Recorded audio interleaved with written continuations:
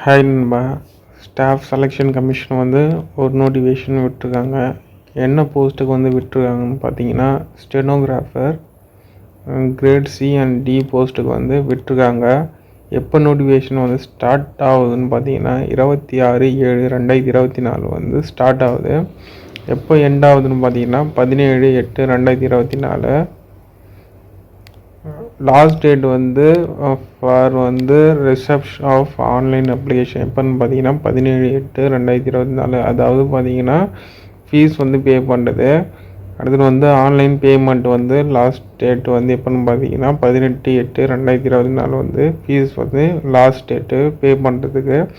Correction அதெல்லாம் நீங்கள் எப்போ சேஞ்ச் பண்ணிக்கலான்னு பார்த்தீங்கன்னா 27/8 28/8 ஒரு நாள் வந்து டைம் கொடுக்குறாங்க. கம்ப்யூட்டர் பேஸ்டு எக்ஸாமினேஷன் இது வந்து. ஸோ எக்ஸாம் எப்போன்னு பார்த்தீங்கன்னா அக்டோபர் நவம்பர் மந்த்து அந்த டைமில் வந்து இருக்குன்னு சொல்லியிருக்காங்க. அவங்க toll free number helpline number வந்து கொடுத்துருக்காங்க. உங்களுக்கு ஏதாவது டவுட் இருந்தால் நீங்கள் அதில் வந்து கால் பண்ணி கேட்கலாம். ப்ளஸ் வந்து வேக்கண்ட் எவ்வளோன்னு பார்த்தீங்கன்னா டென்ஷேட்டிவாக வந்து விட்டுருக்காங்க இருக்கலாம் அப்படின்னு வந்து சொல்லியிருக்காங்க. எத்தனை வேக்கன்ட் பார்த்தா 2006 வேக்கன்சிஸ் வந்து சொல்லியிருக்காங்க. ஸோ ரிசர்வேஷன் என்னென்னு பார்த்தீங்கன்னா அந்த ஸ்டெனோகிராஃபர் கிரேட் சிக்கும் ஸ்டெனோகிராஃபர் கிரேட் டிக்கும் வந்து ரிசர்வேஷன் வந்து கேட்டகரி வைஸ் வந்து கொடுத்துருக்காங்க. டிசபிலிட்டி வந்து மென்ஷன் பண்ணியிருக்காங்க. எந்த டிசபிலிட்டி இருந்தால் இங்கே வந்து டிசபிலிட்டி எலிஜிபிலிட்டி இருக்கும் அப்படின்னு மாதிரி வந்து செப்பரேட்டாக வந்து கொடுத்துருக்காங்க. உங்களுக்கு எது இருக்கோ அதை வந்து மென்ஷன் பண்ணுங்கள். அப்புறம் வந்து இந்த ரெக்ரூட்மெண்ட் எப்படி இருக்குன்னு பார்த்தா ஃபிசிக்கல் எஃபிஷியன்சி டெஸ்ட் இருக்கும், மெடிக்கல் ஸ்டாண்டர்ட் டெஸ்ட் ரெண்டுமே இருக்கும் ரிட்டன் டெஸ்ட்டுக்கு அப்புறம். மேல் கேண்டிடேட்ஸ் வந்து only eligible for stenographer great 3 டிக்கு மட்டும்தான் மேல் கேண்டிடேட்ஸ் வந்து எலிஜிபிள்னு சொல்கிறாங்க. ஸோ சி போஸ்ட்டுக்கு வந்து நீங்கள் சி கிரேடுக்கு வந்து நீங்கள் அப்ளை பண்ண முடியாது. நேஷ்னாலிட்டி வந்து இந்தியன் சிட்டிசனாக இருக்கணும். நேபாள், சப்ஜெக்ட் ஆஃப் நேபாள், பூட்டான் எல்லாமே அவங்க கொடுத்துக்கிற வயசில் மட்டும் நேஷ்னாலிட்டி இருக்கணும். தவிர நீங்கள் வந்து வேறு எதுவும் இருக்கக்கூடாது. ஏஜ் லிமிட் பார்த்தீங்கன்னா ஏஜ் ரிலாக்ஸேஷன் ஏஜ் லிமிட் வந்து 1/8/2024 அதுக்குள்ளே வந்து உங்கள் வந்து ஏஜ் வந்து அவங்க சொல்கிற டைம் பீரியட் வரைக்கும் கம்ப்ளீட் ஆகிருக்கணும். என்னென்னு பார்த்தீங்கன்னா கிரேட் சிக்கு வந்து ஸ்டெனோகிராஃபர் கிரேட் சிக்கு வந்து 18 to 30 வரைக்கும் இருக்கலாம். அது போலவே 2/8/1994க்கு முன்னாடி வந்து இருந்தீங்கன்னா நீங்கள் வந்து நாட் எலிஜிபிள். அது மாதிரி பார்த்தீங்கன்னா 2006க்கு அப்புறம் இருந்தீங்கன்னா நாட் எலிஜிபிள்னு சொல்லியிருக்காங்க.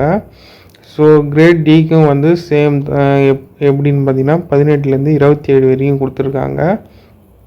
ஸோ அதோட வந்து இது வந்து கொஞ்சம் கம்மி, ரிசர்வேஷன் கம்மி. ஸோ கேஸ்ட் வைஸில் வந்து ரிசர்வேஷன் கொடுத்துருக்காங்க. அதில் வந்து பிடபிள்யூடி எஸ்சி எஸ்டிக்கு மட்டும் 15 years வந்து கொடுத்துருக்காங்க அதிகமாக. அது எல்லாத்துக்கும் வந்து 5, 10, 13 அப்படி தான் வந்து கொடுத்துருக்காங்க. ஸோ அப்புறம் நெக்ஸ்ட்டு பார்த்தீங்கன்னா நீங்கள் வந்து சர்டிஃபிகேட்லாம் வந்து சப்மிட் பண்ணுற மாதிரி இருக்கும். அப்புறம் வேறு என்னென்னு பார்த்தீங்கன்னா அந்தந்த ரிசர்வேஷன் கொடுத்துட்டாங்க. அதில் வந்து இந்த எக்ஸ் சர்வீஸ் மேனுக்கு வந்து எக்ஸ் சர்வீஸ் மேன் இருக்காங்கள அவங்களுக்கு வந்து தனியாக ஒரு ரிலாக்ஸேஷன் வந்து கொடுத்துருக்காங்க. அது வந்து நீங்கள் கிளியர் கட்டாக பார்த்துங்க. அப்புறம் என்னன்னு பார்த்தீங்கன்னா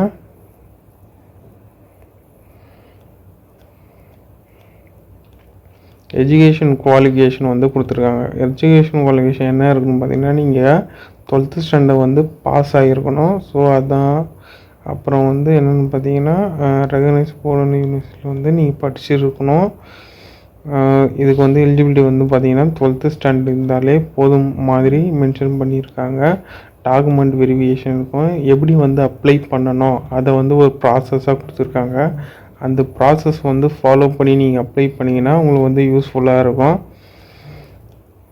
அப்புறம் வந்து ஃபோட்டோ சிக்னேச்சர் நீங்கள் அப்ளை பண்ணும்போது ஃபோட்டோ சிக்னேச்சர் அதெல்லாம் வந்து அப்லோட் பண்ணுற மாதிரி இருக்கும். அது வந்து ஒரு கேபி வைஸில் வந்து நீங்கள் ஹைட்டு வித்து அதெல்லாம் அவங்க கொடுக்குற டைமென்ஷனில் அப்லோட் பண்ணால் மட்டும்தான் அது அப்லோட் ஆகாது. ஸோ இது கிளியராக பார்த்துட்டு அந்த ரேஷியோவில் வந்து நீங்கள் அப்லோட் பண்ணிங்கன்னா யூஸ்ஃபுல்லாக இருக்கும். அப்ளிகேஷன் ஃபீஸ் பார்த்தீங்கன்னா எஸ்சி எஸ்டி பிடபிள்யூபிடி எக்ஸர்வீஸ்மேனு அவங்களுக்குலாம் வந்து அப்ளிகேஷன் ஃபீஸ் வந்து கிடையாது. மற்ற கேஸ்ட்டுக்கெலாம் வந்து மற்ற கேட்டகரிக்கெலாம் வந்து 100 rupees வந்து பே பண்ணுற மாதிரி இருக்கும். அதை தான் வந்து மென்ஷன் பண்ணியிருக்காங்க. அப்புறம் என்னென்னு பார்த்தீங்கன்னா சென்டர் ஆஃப் எக்ஸாமினேஷன் வந்து மென்ஷன் பண்ணியிருக்காங்க. ஸோ நீங்கள் எந்த நியர்பை சென்டரில் வந்து இருக்கீங்களோ அந்த சென்டரை வந்து சூஸ் பண்ணி அதுக்கான ஒரு நம்பர் வந்து கொடுத்துருக்காங்க. ஸோ அந்த நம்பரை மென்ஷன் பண்ணி நீங்கள் அப்ளை பண்ணுற மாரி இருக்கும். அதுக்கான வெப்சைட்டும் வந்து கொடுத்துருக்காங்க. ஸோ அந்த வெப்சைட்டில் நீங்கள் அப்ளை பண்ணுற மாதிரி இருக்கும். ஸோ அதை கிளியராக பார்த்து அப்ளை பண்ணுங்கள். ஸோ உங்களுக்கு வந்து யூஸ்ஃபுல்லாக இருக்கும். அப்புறம் என்னென்னு பார்த்தீங்கன்னா ஸ்கீம் ஆஃப் எக்ஸாமினேஷன் வந்து கொடுத்துருக்காங்க. இது வந்து கம்ப்யூட்டர் பேஸ்டு எக்ஸாமினேஷன் சொல்லிட்டாங்க. ஸோ எக்ஸாமினேஷனில் வந்து என்னென்ன சிலபஸ் வைஸில் கேட்பாங்க. General intelligence, reasoning, general awareness, English language வந்து காம்ப்ரிஹென்ஷன் அது வந்து இருக்கும். ஸோ அதுக்கு வந்து maximum mark number of question அதெல்லாம் வந்து கொடுத்துருக்காங்க. அதை வந்து கிளியராக பார்த்துக்குங்க. ஸோ சிலபஸ் இதை வந்து செப்பரேட்டாக வந்து ஜென்ரல் இன்டெலிஜென்ஸ் ரீசனிங் வந்து என்னென்ன வந்து கேட்பாங்க அதை வந்து கிளியராக வந்து கொடுத்துருக்காங்க. ஸோ அந்த சிலபஸ் வைஸ் வந்து நீங்கள் படிச்சுன்னு போனீங்கன்னா உங்களுக்கு வந்து ஈஸியாக இருக்கும் எக்ஸாமு. அப்புறம் வந்து உங்களுக்கு ஸ்கில் டெஸ்ட் வந்து இருக்கும். டைப்பிங் அந்த ஸ்கில்ஸ் டெஸ்ட் வந்து இருக்கும். அது வந்து கிளியராக பார்த்துங்க. ஸோ கிரேட் டி, கிரேட் சிக்கு வந்து தனித்தனியாக வந்து கொடுத்துருக்காங்க. ஸோ அது பார்த்துங்க. அது வந்து நீங்கள் வந்து ஸ்கில் டெஸ்ட் வந்து நீங்கள் அட்டன் பண்ணுற மாரி இருக்கும். அதில் பாஸ் ஆனால் மட்டும் தான் நீங்கள் வந்து மெரிட் லிஸ்ட்டில் வந்து வருவீங்க. அப்புறம் என்னென்னு பார்த்தீங்கன்னா லாஸ்ட்டாக வந்து ஒரிஜினல் வேலிட் ப்ரூஃப்லாம் வந்து நீங்கள் சப்மிட் பண்ணுற மாரி இருக்கும். லைக் எப்படின்னு பார்த்தீங்கன்னா Aadhaar card, voter ID card, driving licence, pan card, passport, employee ID card அதெல்லாம் வந்து நீங்கள் வந்து இதே எக்ஸர்வீஸ் பர்சனாக இருந்தால் அதெல்லாம் வந்து நீங்கள் சப்மிட் பண்ணுற மாதிரி இருக்கும். அப்புறம் பார்த்தீங்கன்னா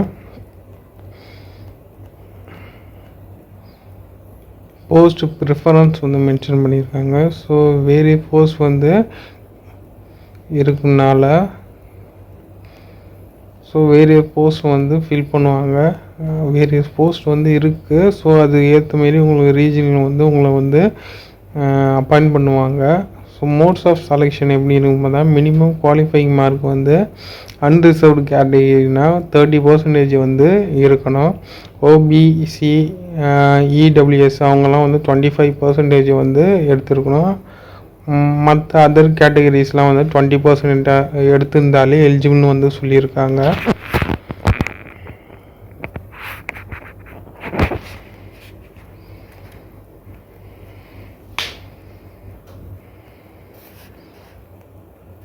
அப்புறம் என்னென்னு பார்த்தீங்கன்னா மால் ப்ராக்டிஸ்லாம் எதுவும் பண்ணக்கூடாது. ஸோ பண்ணால் அதுக்கேற்ற மாதிரி உங்களுக்கு அந்த பீரியட் வரைக்கும் நீங்கள் எக்ஸாம் எழுத முடியாது. அந்த ரெஸ்ட்ரிக்ஷன் வந்து ஒரு டேப்லெட் காலத்தில் கொடுத்துருக்காங்க. ஸோ எந்தெந்த மால் ப்ராக்டிஸில் நீங்கள் மாட்டிங்கன்னா நீங்கள் ஒரு 2 years 3 years வந்து எக்ஸாம் வந்து நீங்கள் வந்து அட்டன் பண்ண முடியாது.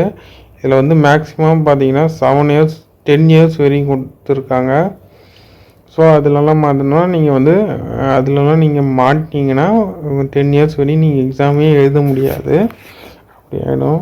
ஸோ பார்த்து சீட்டிங் ப்ராசஸ்லாம் வந்து இன்வால்வ் ஆகாதீங்க. அப்புறம் என்னென்னு பார்த்தீங்கன்னா